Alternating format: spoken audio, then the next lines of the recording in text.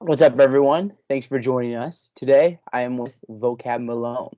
Vocab is an expert on the Hebrew Israelites, Christian hip hop, urban apologetics, and many other. We're just gonna have a good conversation with Vocab today. I just want to say once again, Vocab, thank you for joining me.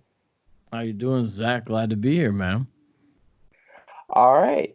So before we get started, I just want to talk a little bit about the Apologetics March Madness because I think that's kind of how we got back into touch because I included you in that, and then I kind of watched that live stream you had last minute with the attempt to save the world and try to get that upset with Lee Strobel, and that was a lot of fun to watch. Yeah, man. I like to have fun with it. Sometimes I joke around and say, sort of a silly tagline. I'll say, come back next week where we make apologetics fun again. Like apologetics was never really fun in the first place, right? But it's just kind of a funny thing. And so, that kind of thing fits in. I mean, I forget how many, I could look it up. Lee Strobel has like 200,000 Twitter followers or something, and I have like 2,000 or something. So it's sort of, and he's got a New York Times best-selling author. You know what I mean? So I just figured we'd make a good show of it and make people be like, who's that? What's going on? So we had fun. We had fun either way, and so I think it's a good thing. One person say, "Hey, I never heard of Mr. Strobel before Vocab, but now I'll check out his stuff." I was like, "All right, you're the only one." You must have never heard of apologetics before, then. Yeah, that's possible. I mean, a lot of people, Case for Christ is like one of the first books they read. Mm-hmm. Yeah, I remember I read like Case for Christ Jr. when I was like 12 or 13 or something like that. So it's really just everywhere. Oh, wow. So yeah. So I just want to talk first a little bit more about this contest. I'm curious, what did you take away from it? I mean, obviously you're still alive as we're recording this in the consolation bracket. Just keep trying to promote some apologists. But what were kind of some of the main takeaways you had from this? A few things. One is that it's good for people to be aware of each other's ministries because there's this big world and this big internet, and really everybody's kind of doing their own thing, and they collaborate. They see a person here or there, but there's a lot of just it's hard to keep track of it. I don't even know how you kept track of it all, and so I think it's like this way to raise awareness because all of a sudden I look on my Twitter and I'm like, Lee Strobel follows me. Now maybe he'll unfollow me once he beats me, but that's cool. I don't think that would have happened otherwise. And so that's great. And because of that, I was thinking, man, I wonder if there's a way to get sort of this part of the world that's sometimes not necessarily represented, which is the urban apologetics world. It'd be great to see some of my urban apologetic buddies get in on the contest as well, because there's some really great brothers and sisters with some really great ministries, and so it'd be nice to see them. But the big thing is the cross promotion, the synergy. That's really the main takeaway, and so I enjoy that. I like that, and not just the people, but the people's audiences as well. And I think that's an even bigger win, and so that's great. And then just the fact that once I realized it was all being ran by an 18-year-old kid, I was like, what? That's pretty cool.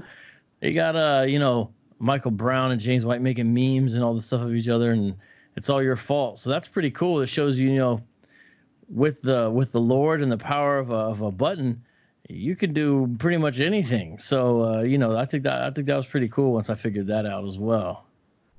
Yeah, amen to that. I'm actually 19 now, though. So okay, sorry. Well, you actually, I mean, my website says I'm 18, so I mean, yeah. It's kind of my fault. You actually reminded me to go and change the About Us page. But I think this is a good transition because, so you're an urban apologist, and I think at least with the big names in apologetics now, there's not really, urban apologetics really isn't mentioned. So I'd love to talk a little bit, first off, for people who don't really know what urban apologetics is. What is urban apologetics?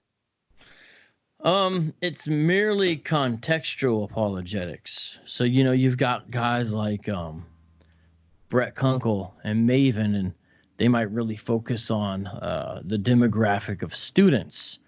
And there's certain contextual considerations that go along with that demographic. That demographic is mainly an age consideration, right? So when you say urban apologetics, it's not the best name, but it's kind of what's stuck. That's why sometimes people do say contextual apologetics. It's taking in certain factors and varieties that are present there that may not be identical across the board in all the areas that apologists interact with. And so there's certainly overlap. Of course, there's overlap. It's not like this totally other thing, but it's also not identicals. And so there's questions that need to be asked because there's answers that need to be given because some of the questions that are being asked are different. And so when we say urban, the general idea is people influenced by the kind of understanding of the city and the city life. And so it's not just literally in the city, and it's also the idea of people influenced by that. And that can change. When you talk about urban apologetics, it even actually changes from city to city for an extent. So if you're in LA, the nation of gods and earth, sometimes called the 5%ers, are not a very present factor. But if you're in Harlem or in one of the 5 boroughs, or if you're in Jersey or even Virginia in certain places, the 5%ers, the nation of gods and earth, are a very relevant apologetic consideration, and they regularly attack Christianity with their when they drop science, as they say. And so you look at different things. In Phoenix, I'm representing Phoenix today with my Jason Kidd and Hardaway Phoenix Suns NBA Jam jersey, or whatever. The demographics are a little bit different than they are in Atlanta or they are in Philly. And so there's some differences, but really it's just realizing that. So the issues of what people call white Jesus, it's a big deal. The role of people who said they were Christians being involved in heinous aspects of the slave trade. These things got to be discussed. And that's not the same question. I don't think William Lane Craig is getting that question everywhere he goes. Whereas if you're doing urban apologetics, you can't escape it.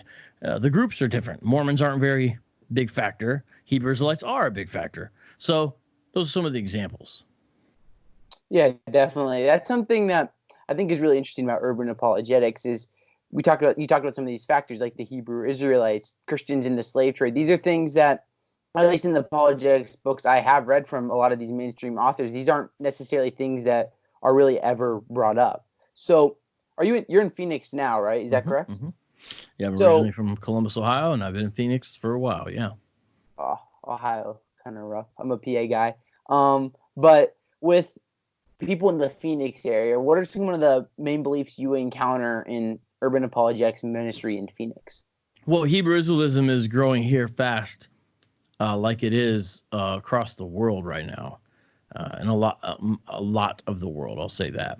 I don't think Hebrew Israelites are really growing in China, for example, but they are growing in places in Africa and Europe, and especially the United States and the West Indies, et cetera, et cetera. Well, that's growing, but even the demographic of that is a little bit different because some of the Hebrew Israelite sects believe that Hispanics are on the 12 tribes of Israel chart.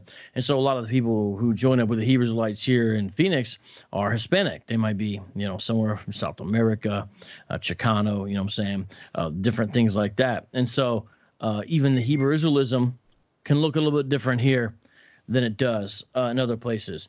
And, people get in sometimes to, I don't want to say ancestor worship, but what they view as indigenous religions sometimes. And those are different here because there's a heavy Native American presence, for example. And then people might even start, propping up, hey, the Aztecs did this, so, there's wisdom to be found there. Now, those are not my specialty areas. I'm just kind of drawing attention to some of the ways things are different. These are conversations you have on the bus, on the street. These are real conversations you can have. The main thing I do deal with is Hebrew Israelism and Islam, which is a major growing thing in a lot of cities, including the city of Phoenix.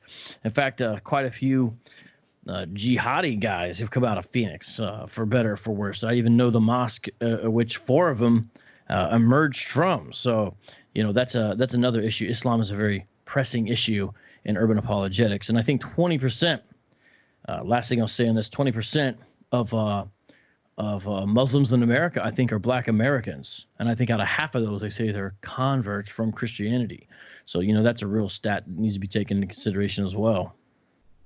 Yeah, those are really interesting statistics. I definitely need to take a look at those some more because, so at least for me, I'm from a more, not a rural area, but kind of like in the between. Like I live in like a college town. So like we just basically have like college students. So we'll have like the melting pot, but it's more of a more educated base than you'd probably see in like your typical urban area. So because in an urban area, obviously you have a lot more immigrants, a lot more people from really everywhere.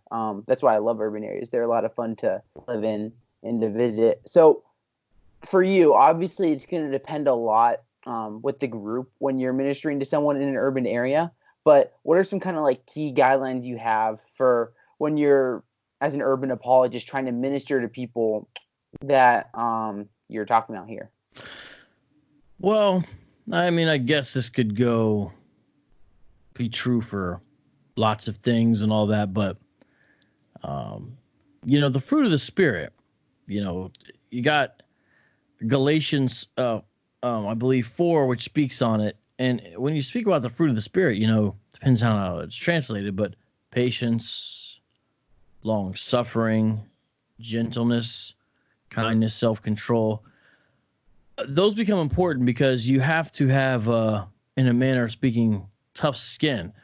Urban apologetics can be a little more rough and tumble. It's not always two guys sitting down in front of a college auditorium, crossing their legs, exchanging niceties about their favorite authors of Western lit. You know what I'm saying? Before they do the debate, it's different. You have a different vibe where, in the midst of these discussions, people will make fun of the way you look. They'll go on your personal profiles and they'll pull up stuff and they'll start getting into that and cursing at I'm not saying for the Christians, but cursing at your opponent is not really considered a massive breach of decorum.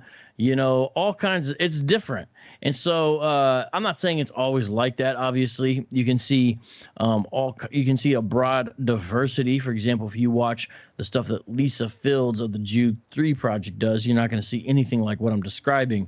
I'm describing sort of the roads I travel on in a sense. So, if you're not ready for that, just don't do it because you're just going to get tested. And to be honest, you're going to fail. If you can't handle people saying stuff about you, you're going to cause more harm than good because you're going to lose your temper and all this kind of stuff. So I think there needs to be a certain level of like cool, calm, I'm okay with it. Now, see, I like it because I think it makes things much more interesting. I think a lot of it is some of it's sad, but a lot of it's kind of funny too. It's like what won't they do next? Like just total slander. I did this thing called Cyber City. It was an all virtual apologetics conference online. You can see it cybercityconference.com. And before it even dropped, some of the Hebrew Israelites were coming after me saying, Cyber City, an anti-black hate rally online.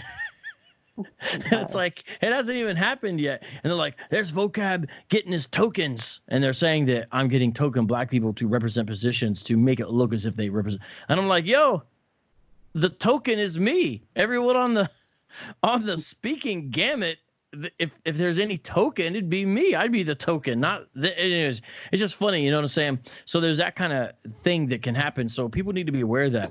Also, things get politicized maybe a little bit faster than usual. And so if your politics is near and dear to your heart, to where you can't stand criticism of certain political issues or political parties or political figures, and you don't know how to sort that out and keep the main thing, which is the gospel of Jesus Christ, then go back to the drawing board, because that is a quick way to get you off track where somebody mentions something political, and you can, if you're not properly parsing these things out, you'll start arguing about politics instead of really trying to share the gospel. And next thing you know, you're trying to get someone to vote a certain way, which I'm not saying is bad, but it doesn't save anybody's soul from hell. And so what's the main thing? And so you got to, I think, be ready for that. Really keep your eye on the prize, your eye on the ball in that sense. So those are some of the differences. I don't have a long list of rules of do's and don'ts. Even people that I know, last thing I'll say on this, who excel at certain skill sets and knowledge bases that are helpful to have as an urban apologist, even some of them will tell you, Vocab, I don't go out on the street and deal with Hebrew Israelites or deal, with some of those groups on the street, because I see how they sometimes might wild out on the street, and I just know that it's not going to be good for me. Whereas, I can go out on the street and I know already I'm not going to lose my temper. If anyone's going to lose their temper, it's going to be them. I'm not going to try to make them lose their temper, but I already know there's really nothing that they're going to be able to do that is going to, it's just not going to work. And so I know that, so I go out on the street. Now I also realize that sort of hard level street level apologetic engagement, it's not for everybody. And so even some of the urban apologists, you kind of recognize that. So it's just a different field, a different area. And until you're in it, I think it's good to just listen and learn. Not that I've got it all figured out, but it's good to just listen and learn instead of being like, well, they should do it like us and they should do this and they shouldn't do that. And it's like, hey, just maybe people in the field have some kind of understanding of the context that you're not aware of. Just wait it out and see before you say, well, you should do this, you should do that. Because again, everything's not a cross, where you're sitting with your legs crossed, in front of some proper, prim and proper people. Everything's not like that. And that's okay. That's all right. So it can be a different field. Yeah, for sure. So one thing you talked about is how you personally can not get offended if someone's just gonna decides I don't really care what Vocab has to say. I just want to go after him. I want to get him rattled. So when people are going after you, when they're swearing at you or talking about your family or something along those lines, that we get a lot of people either to go crazy or to just walk away. How do you keep your cool in those situations? Well, every now and then there's something they'll say that I'll say, man, I really wish you would not have said that, But for the most part, I think it just reflects on, the weakness of their worldview. Because I'm like, now, why are you saying that about me? For example, they love to make fun of my rapping. Look at Vocab Malone. He failed as a rapper, so now he's trying to make it as a Christian apologist. And they'll play some old clip of me rapping. Look at the way he said this. Oh, man, he's trying to be a culture vulture, this guy. I'll say, now, why are you doing that? If you have strong arguments against what I am saying, or you have strong responses to my critique of your position, why are you talking about what you perceive as my lack of rapping ability? You are literally changing the subject from the topic at hand, which is say, can you demonstrate that the Judaism practiced in West Africa is identical to the Hebrew Israelites claim, and can you demonstrate the ethnicity of the practitioners just by the fact that there are practitioners there? This is something that's kind of coming up recently. Can you do that? If you want to talk about how bad my rapping is instead, to me that shows your position is thin. It shows you don't actually want to talk about the evidence. Or if anytime someone asks you a question, this literally happened. This really recently happened. We asked the guy a question about something he had said in regards to Judaism in West Africa. This is just kind of a hot topic right now on the internet with Hebrew Israelites. And he said, I've decided that I will no longer answer questions unless they're by black people who are Israelites. and me and my homie are like, bro, okay, that's fine. But you don't do that kind of stuff unless you're weak, unless what you're holding to is weak. And look, I don't want the guy who said that to face judgment, not for what he thinks about Judaism in West Africa, but all his other false beliefs he has built up, which is the denial of the Trinity, denigration of the deity of Christ, a misunderstanding about what really God's word is, a misunderstanding about salvation, Judaizing tendencies, all these really problematic areas, total misalignment of old and new covenants, all that kind of stuff. We're trying to kind of say, hey, the wise man builds his house upon the rock. And we're trying to show right now you're on sinking sand. And so some of the questions where we poke and prod, it's not just designed, at least on my end, just to be like, gotcha. It's designed to say, maybe, hey, you're standing on sinking sand. So when they switch to personal attacks and stuff, to me, it's an indication of the insecurity of the person holding the position.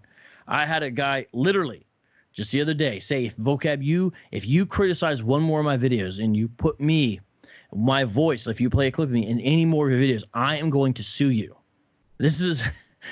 I'll say his name because I almost want to like goad him. Are you really going to sue me, Pastor Kelly Richardson? This is supposed to be a Hebrew Israelite pastor. So he's like this synthesis of Christian Hebrew Israelism. He's going to sue me because I criticized a video he made about Hebrew writing on pews in Savannah, Georgia, which it's really not Hebrew writing. It's scrawls or West Arabic, classical African script, one of the two. But it's clearly not Hebrew of any sort, and that's why no one can translate it as Hebrew. But who says I'm going to sue you in response? Who does that? That shows me, there's a serious lack of confidence in the positions you're taking and holding to. And so when people do that sort of thing, I almost really sort of feel sorry for them, And don't get me wrong, there's sometimes where I've been in certain situations where one of my buddies, like we were in Chicago once, and there's like 40 of these guys, and I'm not exaggerating, and there's about 6 of us. Actually, there's about 4 of us and 40 of them. So my buddy was like, hey, Vocab, they're starting to get riled up. It was LaRon, my man, LaRon. He goes, but G-Con, he's like, we got to get out of here. And he kept on pulling me out. He's like, man, I see these guys walking behind you. They're starting to get upset. And so, I'll say, okay, maybe it's a good time to go, But really, I almost feel sorry for them when they come at me that way.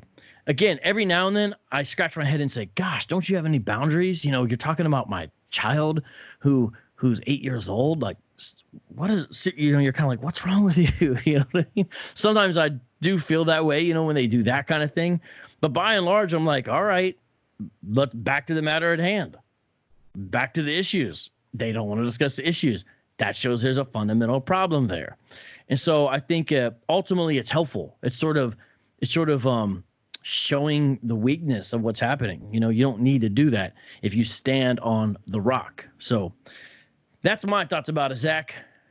Yeah, that's a lot of great thoughts. I completely agree with you. You're talking about how a lot of times people are just bring these like emotional appeals, or they'll just kind of like throw random things that don't relate at all to what we're talking to as apologists. They'll just be like, and this goes really, I think, across all beliefs. They'll just put these like, I don't even want to call them logical fallacies, because they're really just throwing random things out there that don't even make any sense, that don't relate to the topip at all. Yeah, I'll give you an example, one real quick. Someone will say, the only reason you're saying this, Vocab, is because you're a racist. And let's say I respond this way. Okay, let's just say I was racist. That still doesn't answer whether or not this particular issue is true. And they'll be like, oh, see, Vocab admitted he was racist.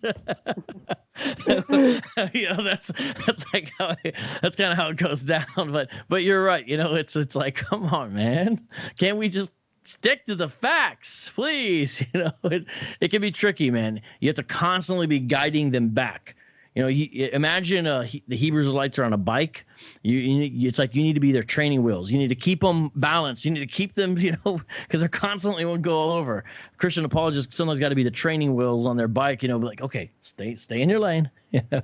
Yeah, I've seen this with people that I interact with who aren't Christians. One person I talk to all the time, not a Christian, will be making these progress. We'll be talking about these things like, yeah, I see what you're saying, but it's like, but this same kind of question that doesn't really relate over and over again. And I think I just want to transition here a little bit. We've been talking a lot about the Hebrew Israelites. So I think for people, obviously people who listen to what you say all the time, they're going to know who the Hebrew Israelites are. But for people who listen to my show, listen to different things that I'll talk about, I don't even know personally that much about who the Hebrew Israelites are. So could you just go into a little bit of detail about who these Hebrew Israelites are, where they came from, where they are now, things like that?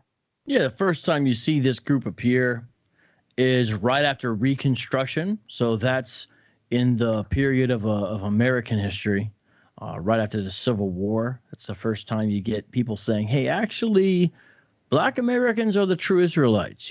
That's kind of the central thesis there, which is not actually heretical in itself. It's more of a matter of history. The problem is it acts as sort of a magnet, which tends to attract all other kinds of heresies, such as the Judaizing tendencies and a massive confusion about the nature and function of the old and new covenants, is as if the books of Galatians and Hebrews and Romans do not exist in the Bible. And indeed, some Hebrew Israelites kick Paul out of the canon. So Hebrew Israelites then went on, and you see another little growth explosion right after World War I. 1919 is a big, important, a lot of stuff happened there, especially in New York, especially in Harlem.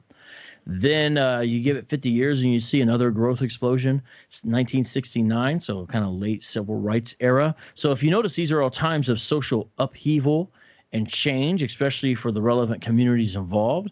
And then you see the kind of recent upsurge recently, kind of midway through Obama's presidency, and it really has to do more with the rise of social medias coming to the forefront more and more of American pop culture, along with the advent of social wait, did I say social media? What I meant is social issues coming to the forefront, along with the ability to access social media. So it's kind of social media plus social issues equals this last kind of late 2000s surge.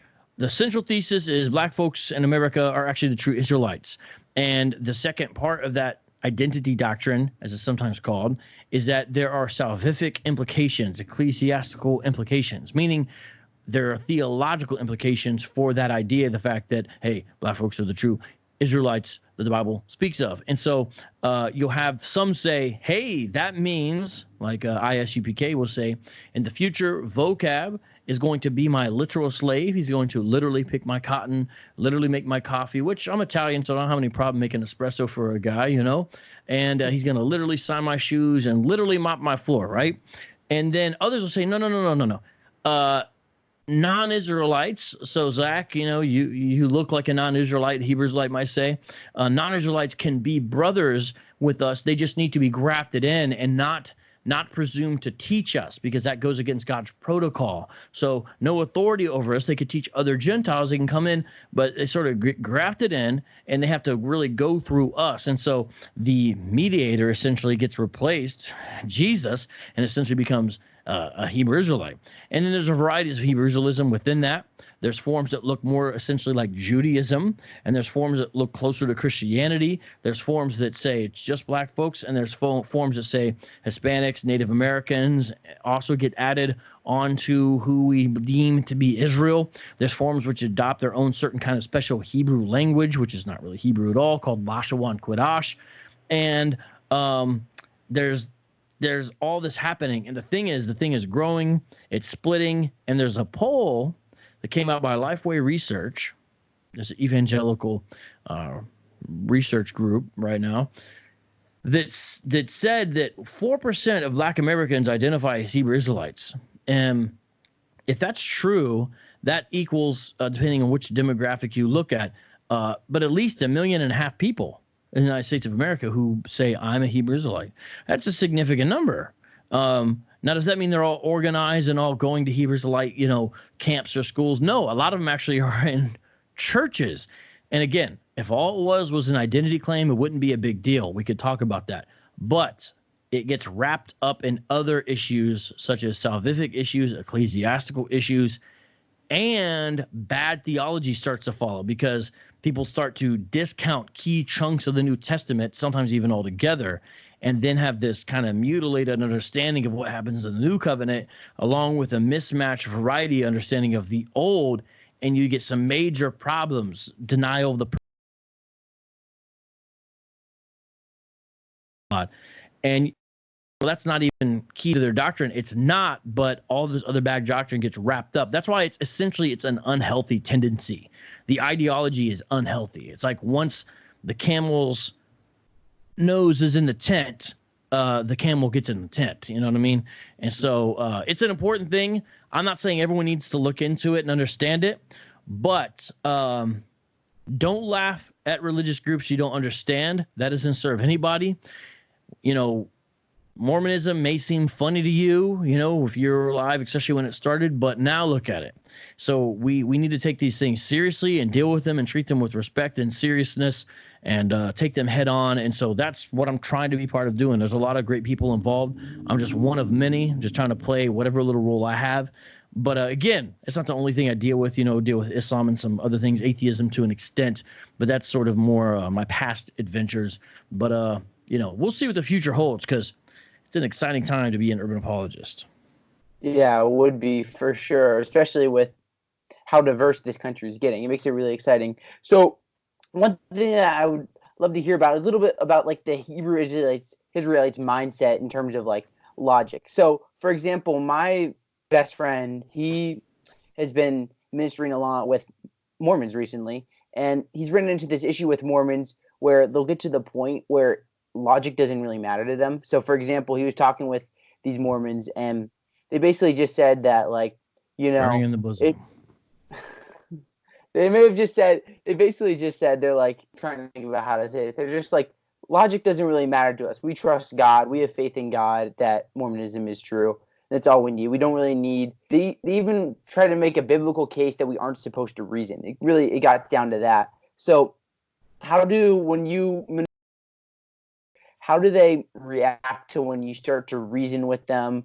Maybe first in some of the more positive cases before they would just kind of go like personally after you, and then they actually just want to like talk about these things intellectually.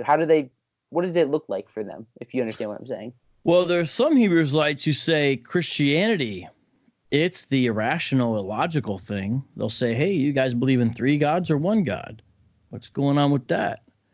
For example, that's a big one for them. They'll be like, well, the center of your whole thing is illogical. It's what's this Trinity thing all about? So some of them will take that approach, or they might say, so you celebrate Easter when you're supposed to be celebrating the fact that you say Jesus rose from the dead, and yet you mark it by eggs which are laid by a bunny rabbit, which I'm telling you what they would say. I'm not necessarily saying I agree with this appeal. They would say, and we all know that all that is pagan, and yet you do that at your churches? That doesn't make sense. You're the illogical one, Christian. So they would some of them would say Christianity is the illogical thing. Hebrew Israelite would just say, hey, all we're doing is returning to the laws, statutes, and commandments that Rome and other interlopers try to distract us from. We're just returning to those very important things that are all throughout the Bible that Jesus himself kept. I mean, if Jesus kept the laws, statutes, and commandments, why wouldn't you? Don't you follow Jesus? So some of them, it's more of an offensive track of Christianity is the thing that doesn't make any sense. So they don't even know. They would be like, not even know. They don't think they have the issue, basically. Other ones will say, when you really press them on certain issues, especially this, how do you know you're an Israelite? Well, if you look, our people fulfill the curses according to Deuteronomy 28. Yeah, okay. Let's just grant that for the sake of argument. But how do you know you specifically, individual, are one of those ones who are actually descended on your father's side all the way back to Jacob? How do you know you are? And when you really press them on that, well, listen, man, this thing's a spiritual thing. And ultimately, it's a matter of faith, because nobody can trace their lineage back all the way to Jacob. You can't do it. You can turn to Deuteronomy 28 all you want and say, in general, it applies to people that you say look like you. You can do that. It's kind of a failed venture, but okay, grant that. How do you know you? That's where, and so their central claim is really based upon a subjective, really an internal personal subjectivism that is not really verifiable, despite the fact that when you talk to a lot of Hebrew Israelites, they'll say, we know Christians are racist because we've shown them thousands of documents proving our people's pedigree, thousands of documents, and they don't accept them. And the reason they don't is because they don't believe that people that look like us could ever be loved by God. And so we know it's really racism at the heart that drives Christianity. They'll say stuff like that. So to them, that's the logic. But a lot of them, again, do admit that ultimately it's sort of their version of burning in the bosom, which is something that Mormons used to say. They don't like to say that term as much anymore because people kind of got wind of it. And so there's some that have that at the central root. Other ones will say to me things like this. Well, Vocab, you went to a fancy seminary school where you got trained by a bunch of people who this book doesn't even belong to them. And now you're using those fancy words, you're philosophizing and theologizing, but we just hold to the Bible. I'm going to go to the Bible, and that's how, that's really, so when you press them on sort of logical categories and inconsistencies, some of them kind of fall back into that. It's almost like a genetic fallacy kind of thing. Well, you went to seminary, so we know you have flawed information. You had European people who taught you, they kind of assume these things. People of European descent who taught you, so therefore, the information can't be accurate or something like that. And so they'll kind of like, they'll say, vocab and is word games. So, when you mention categories of logic or, fallacies, oh, that's word games. No, it's not. It's not a word game. So you have to figure out ways to express those similar things that maybe emerge out of classic philosophy. I'm not saying I've mastered this. My buddy Adam Coleman is actually better at this than me. He's really, really solid at doing this. You have to find other ways to state these things and use certain illustrations and examples that help people to see. And again, like I said, I'm still learning.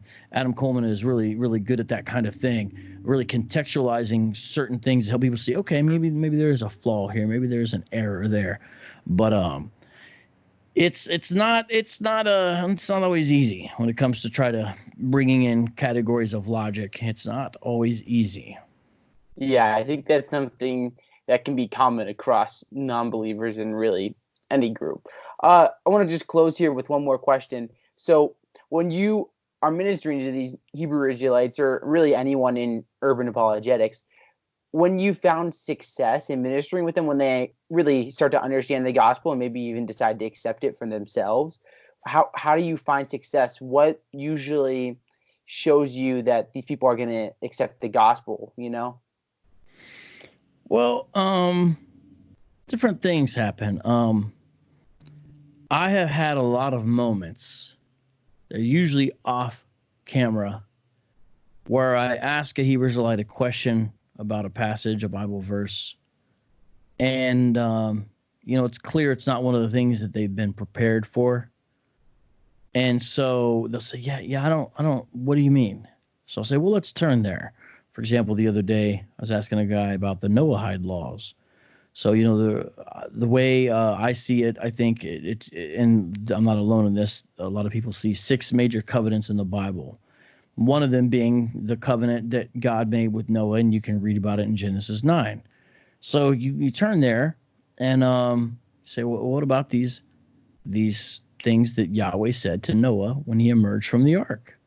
And you look, and it says things like, hey, you can now eat meat, and you can eat any of the animals that are crawling around on the ground here. And then it says, don't murder, Genesis 9:6. There's the stipulation for capital punishment because you're taking away an image bearer. And I was asking him about these Noahide laws because he was saying that the covenants were identical, that there's no such thing as progression in the covenants, that it's just restatements of covenants. That's a common thing. They'll say the new covenant's not really the new covenant, it's the renewed covenant. And that's actually common with Hebrew roots as well. Hebrew Israelites are not the only ones who make that error. And so the Hebrew roots folks go around saying that as well. And you'll show them, no, clearly there's different things happening in different dispensations, and God chooses how he works it to his glory. But now here we are in the new covenant, and things are not identical. We do not need to go to Jerusalem for the feasts. And, these guys that say they keep the law, they don't go to Jerusalem for the feasts either. So they're not really keeping the law. You cannot keep the Day of Atonement without going to Jerusalem. You can't. It's not, and you can't keep it without a temple. Well, that's not happening. So what do we do? Well, Hebrews answers that. We don't even need that, right? And Jesus says one greater than the temple is here. So you'll sometimes see where they have something new they experience or encounter that kind of slows them down. Because a lot of times when you meet these guys, they're like running full speed ahead. They're like the juggernaut, the fights the X-Men, and their experience has just been mowing down Christian, and it's like all of a sudden they meet and people aren't really able to answer anything. They actually have pause. It's like, oh, and they slow down a little bit and actually look at this. That can be the beginning of a good sign. sometimes what these guys do is then call their camp leaders, hey, I got a question, and they re-up on sort of Hebrew Israelite battery juice, and it's like back to the drawing board again. But sometimes it begins this little string, this little chain reaction where they're starting to think, and it's like, well, what else haven't I considered? And it's kind of beautiful to see. So that does happen. And so again, that's why you don't want to do it where you're like, gotcha. It's really like, hey, let me show you this as we study God's word together. What about this big question, and how does that fit with the overall story? And I can kind of give a person pause that the Lord's working on their heart. So I've seen that happen, and it's a beautiful thing. Other times, it's just the sheer abuse of some of the Hebrew Israelite power structure, because some of the camps are super cultic. I'm not saying all. Some of them are, and they abuse their power, and it can get pretty ugly pretty quick. And what we're seeing now is before people would come out of this and they've destroyed their whole family relationships, they have nowhere to turn. Now, by God's grace, the Hebrew Israelites have done the damage, and now they realize, oh, there's Christians online and on the street dealing with these folks. So when I tell them this crazy story I've just lived out, they'll understand. And so these Hebrew Israelites destroy their own congregants a lot of times. And a lot of times, by God's grace, they come sort of running into the arms of Jesus via us. Now, again, I'm not saying that always happens. I know a buddy of mine who, he went straight to atheism when he left. It's not good. Sometimes these cults do that to people. They're like, well, just forget God and the whole thing, baby bathwater all, right? And so you see that. But sometimes it's a sheer abuse, and we just need to be there with kind of the open arms. We just need to be there like, I love you. I'm sorry it took this. We don't want to see people's family fall apart. No, that's not what we're hoping for. But we're here. We love you. And so sometimes it's just being there after the abuse happens, and it's really a long road back to being healthy again for a lot of these guys and gals. So those are some of the things that I've seen, But if they're in a group, they're not going to show it on their face. But I know guys who were in a group, Christian made them think, and a year later, they're Christians. And this is my buddy Marcus Webb. There's a name with the face. That's his real story. A guy out on the street. At the moment, he wasn't going to let up because he knew how to, trick and use rhetoric to get the Christian out of there. But it started a chain reaction that the Lord used in his life. And so Christians just need to be faithful, because someone will be like, well, Vocab, why do you do that? They're clearly not paying attention. You don't know. What do you mean? What these people? Christians are funny sometimes. They think they know who God is working on and who God's not working on. I'm like, I don't know what's happening with this person. I try to be perceptive, but only the Lord knows. So I'm going to be a happy warrior in the meantime and go out there and whatever. So, same thing with Muslims. People who deal with Muslims, Christians, who they know the same thing. They know exactly what I'm talking about. And so it's like, all right, let's just do it, guys, and leave it to God. And God's been faithful. So little by little, we will, by God's grace, see the kingdom of God advance in this area as well as others. Amen to that. Oftentimes, we got to speak to people, not just intellectually, but to their hearts as well. And I think that you showed that greatly. So, Vocab, I just want to say thank you so much for your time, man. I learned a lot, and I'm sure everyone listening learned a lot. It's been awesome. It's always fun to talk, and kind of bummed out that you aren't a hip-hop star. But, I don't know. I'm glad you're doing this, though, because that video that I watched, I believe it was yesterday or 2 days ago, that was really good. Yeah, we have fun, we have fun. That's I like to freestyle, mess around. I never claim to be the best. It's just something the audience enjoys, and we like to try to kind of create community with our live streams. It's not just apologetics and putting stuff in people's heads. It's also creating community and kind of doing fun things and being vulnerable.